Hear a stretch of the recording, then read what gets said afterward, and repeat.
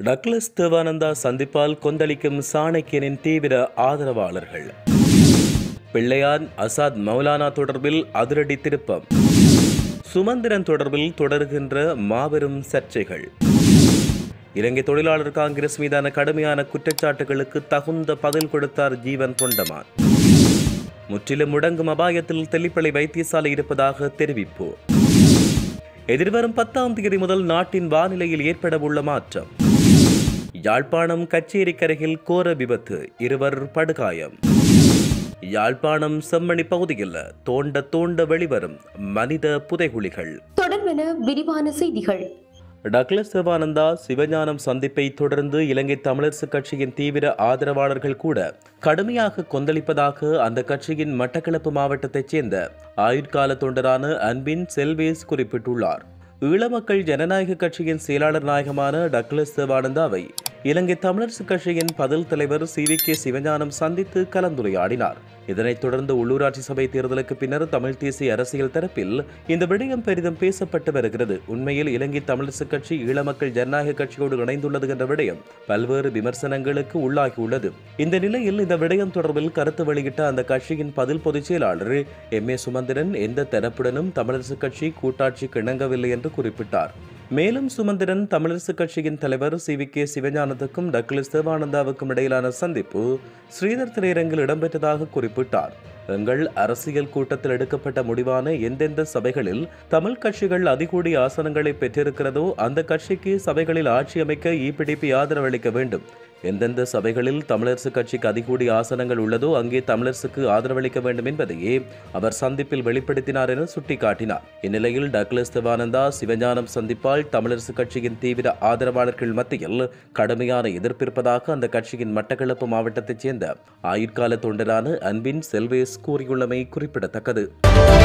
உயிர்த்த ஞாயிறு தாக்குதல் தொடர்பில் சேனல் போ அலைவரிசைக்கு தகவல்களை வழங்கிய அசாத் மௌலானாவை இலங்கைக்கு விரைவில் அழைத்து வருவதற்கான அனைத்து நடவடிக்கைகளும் பூர்த்தியாகியுள்ளதாக பொதுமக்கள் பாதுகாப்பு அமைச்சர் நாடாளுமன்றத்தில் தெரிவித்துள்ளார். ஈஸ்டர் தாக்குதல் விவகாரம் தொடர்பில் மட்டுமன்றி இன்னும் பல விடயங்கள் தொடர்பிலும் அவர் மனம் திறந்துள்ளதாக தகவல்கள் வெளியாகியுள்ளன. கடந்த 30ஆம் தேதி பிள்ளையானுடைய தலைமை காரியாலயம் அமைந்துள்ள வாவிக்கரை வீட்டிலே ஒரு பெரும் தேடுதல் குற்றத்தடுப்பு பிரிவினரால் மேற்கொள்ளப்பட்டது. இதன் பொழுது சேட்டலைட் தொலைபேசி, துப்பாக்கி குண்டுகள் என்ற பல முக்கிய ஆவணங்கள் கைப்பற்றப்பட்டுள்ளன. தேசிய தலைவரால் உருவாக்கப்பட்ட இலங்கை தமிழரசு கட்சி தமிழ் தேசிய கூட்டமைப்பு கட்சியில் தமிழ் தேசியத்தை ஏற்றுக்கொள்ளாத சுமந்திரனுக்கு என்ன வேலை? இதில் ஏன் அவர் இருக்க வேண்டும் என்ற கேள்வி எழுப்பப்பட்டுள்ளது. கரைச்சி பிரதேச சபையின் முன்னாள் உறுப்பினரும் இலங்கை தமிழரசு கட்சியிலிருந்து வெளியேற்றப்பட்டவருமான கிளிநொச்சி சிவில் சமூக செயற்பாட்டாளர் ஜீவன் இவ்வாறு கேள்வி எழுப்பினார்.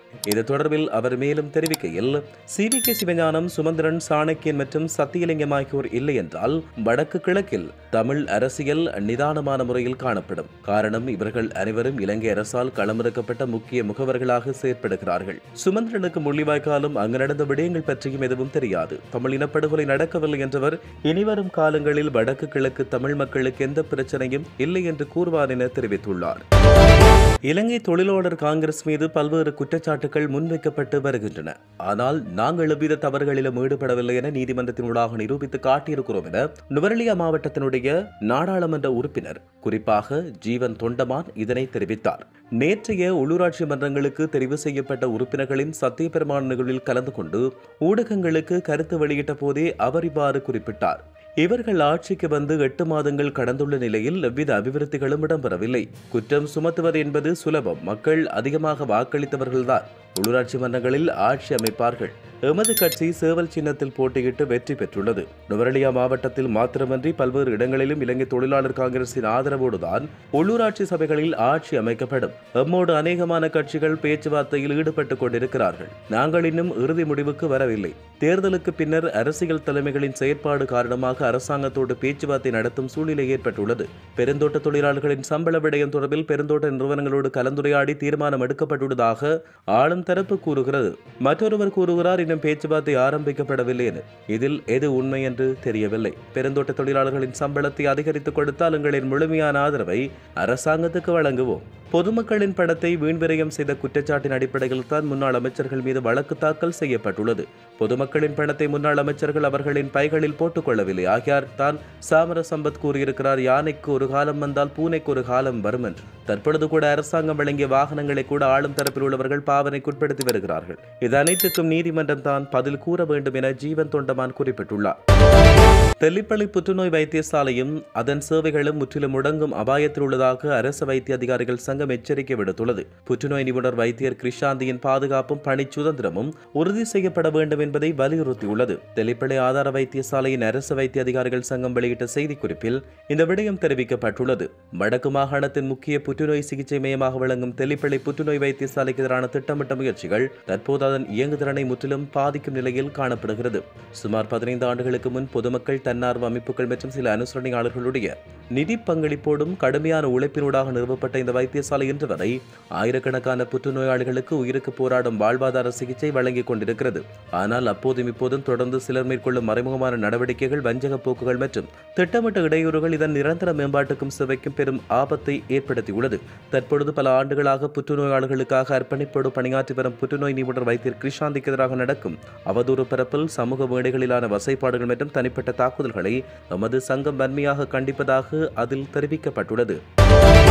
எதிர்வரும் 10ஆம் தேதி முதல் நாட்டின் தென்மேற்கு பகுதியில் மழையுடனான வானிலை அதிகரிக்கும் என எதிர்பார்க்கப்படுவதாக வளிமண்டலவியல் திணைக்களம் எதிர்வு கூறியுள்ளது. வளிமண்டலவியல் திணைக்களம் இன்று வெளியிட்ட அறிக்கையில் இதனை தெரிவித்துள்ளது. நாட்டினூடாக மற்றும் நாட்டைச் சுற்றியுள்ள கடல் பகுதிகளில் அவ்வப்போது பலத்த காற்று வீசக்கூடும். குறிப்பாக மேல் சப்ரகமுவ மற்றும் வடமேல் மாகாணங்களிலும், கண்டி, நுவரெலியா, காலி மற்றும் மாத்தறை மாவட்டங்களிலும் பல தடவைகள் மழை பெய்யக்கூடும் எனவும், வடக்கு மற்றும் மூவா மாகாணங்களிலும், அம்பாறை மற்றும் மட்டக்களப்பு மாவட்டத்தின் சில இடங்களில் மாலை அல்லது இரவில் மழையுடன் கூடிய இடி மின்னல் தாக்கம் ஏற்படும் அபாயம் உள்ளதாக திணைக்களம் எச்சரிக்கை விடுத்துள்ளது. மத்திய மலைநாட்டின் மேற்கு சரிவுகளிலும், வடக்கு, வடமத்திய, வடமேற்கு மற்றும் தென் மாகாணங்களிலும், திருகோணமலை மாவட்டத்திலும் அவ்வப்போது மணிக்கு 30 முதல் 40 கிலோமீட்டர் வேகத்தில் ஓரளவு பலத்த காற்று வீசக்கூடும் என வளிமண்டலவியல் திணைக்களம் குறிப்பிட்டுள்ளது. யாழ்ப்பாணம் கச்சேரி கண்மையில் இடம்பெற்ற விபத்தில் 2 படுகாயமடைந்துள்ளனர். குறித்த விபத்து சம்பவம் நேற்று இரவு இடம்பெற்றதாக போலீசார் தெரிவித்தனர். துவிச்சக்கர வண்டியில் வந்த 2 மீது இவ்வாறு வாகனம் மோதியதில் விபத்து ஏற்பட்டுள்ளது. விபத்தை ஏற்படுத்திய வாகனம் தப்பிச் சென்றுள்ளதாக தெரிவிக்கப்படுகிறது. காயமற்ற 2 யாழ்ப்பாணம் போதனா வைத்தியசாலையில் அனுமதிக்கப்பட்ட நிலையில் சிகிச்சை பெற்று வருவதாக கூறப்பட்டுள்ளது. இலங்கை முழுவதிலும் 51 மனித புதைகுழிகள் இருக்கலாம் என்றும், இப்போதைக்கு 21 புதைகுழிகளே அடையாளம் காணப்பட்டுள்ள நிலையில் 22 புதைகுழியாக அகலப்படும் செம்மணி, சிந்துபாத்தி மயான அகழ்வுகள் தொடர்பில் அதிர்வுகள் ஏற்படுத்தப்பட்டுள்ளன. இந்த சூழ்நிலையில் தோண்டப்படுகின்ற மனித புதைகுழிக்கு மேலதிகமாக மற்றும் ஒரு மனித புதைகுழி இருப்பதாக இப்பொழுது அஞ்சப்படுகிறது. கடந்த 1998ஆம் ஆண்டு கிருஷாந்தி கொலை வழக்கில் கைது செய்யப்பட்ட ராணுவ அதிகாரி வழங்கிய வாக்குமூலத்தின் அடிப்படையில் செம்மணி மற்றும் அந்த பகுதிகளில் உள்ள 10 மனித புதைகுழி இடங்களை தான் அடையாளம் காட்டுவதாக அவர் தெரிவித்தார். எனினும் 10ல் 2 இடங்களில் அகழ்வுகள் மேற்கொள்ளப்பட்டதோடு அவை அரசு தரப்பால் தொடர்ந்து அகழப்படுவதற்கான முனைப்புகள் வெளியிடப்படவில்லை. இந்நிலையில் அமெரிக்க வெளியுறவுத்துறை இது நிலுவையில் உள்ள ஒரு விடயம் என்று குறிப்பிடப்பட்டுள்ளது. எனவேதான் இப்போது அகழப்படும் புதைகுழிகள் தொடர்பில் சர்வதேச அவதானிப்பு தேவை என்றும் வலியுறுத்தப்படுகின்றமை குறிப்பிடத்தக்கது.